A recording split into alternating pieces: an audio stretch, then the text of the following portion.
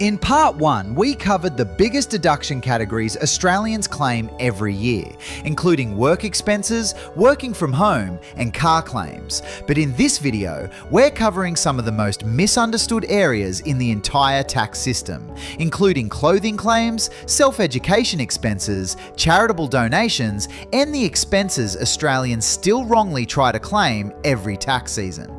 Let's start with clothing deductions, because this is where thousands of Australians get caught every single year.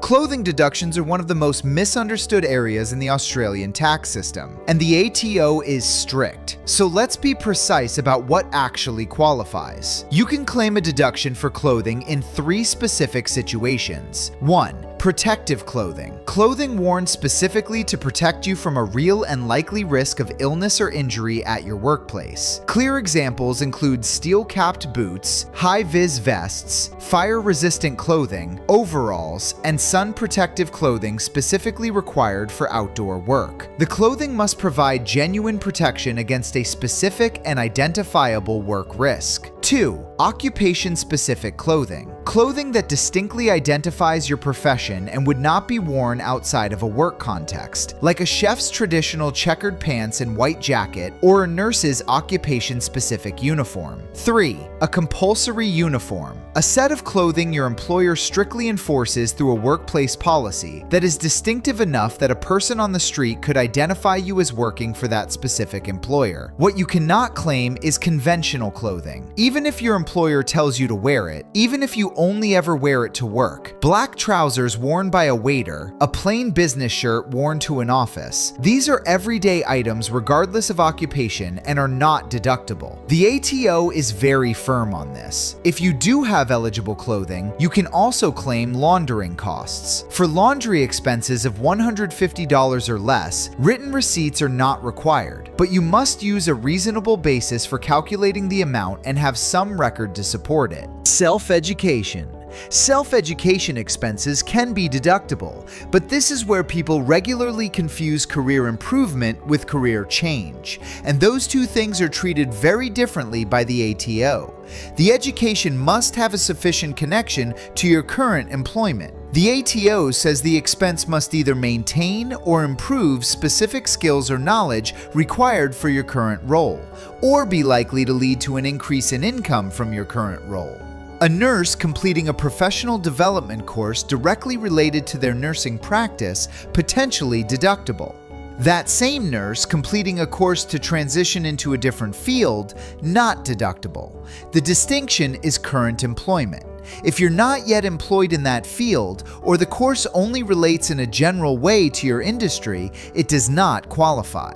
This catches a lot of people who assume any study related to their broader field is claimable. What you may be able to claim includes course fees, textbooks, stationery, and the work-related portion of a computer used for study. Certain travel directly related to your self-education may also be deductible. However, this depends on your specific circumstances, including where the travel originates from and how it connects to your work arrangements. A registered tax agent can help clarify what applies to your situation. And one note worth highlighting, the $250 reduction that applied to self-education expenses in earlier years was removed from the 1st of July 2022. So for recent tax years, you can claim all your allowable self-education expenses without that reduction. Donations. Charitable donations are deductible, but not every charity qualifies, and this catches many Australians out every year.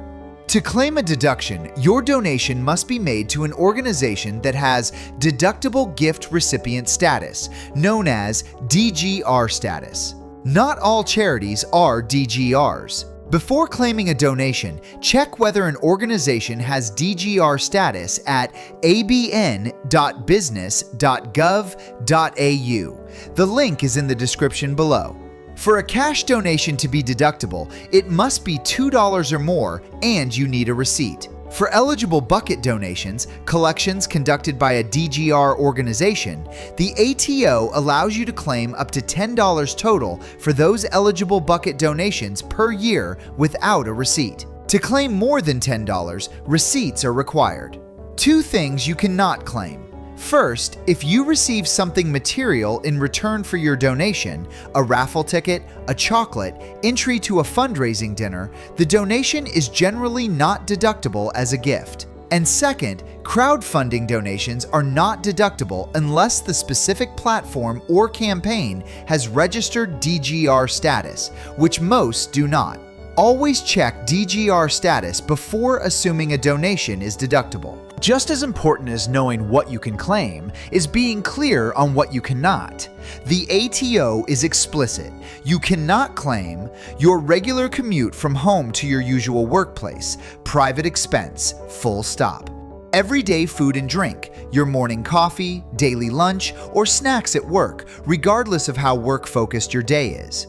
Childcare or children's education costs, even if childcare is necessary for you to attend work. Gym memberships or general fitness expenses, unless your specific occupation has a direct and established requirement for physical fitness. This is a narrow exception that does not apply to most employees. Conventional clothing, as covered, even if your employer requires it or you only wear it for work. Reimbursed expenses. If your employer has paid you back, you cannot also claim it as a deduction.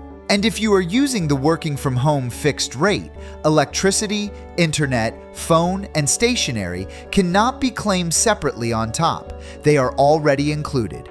The ATO's own words are worth keeping in mind.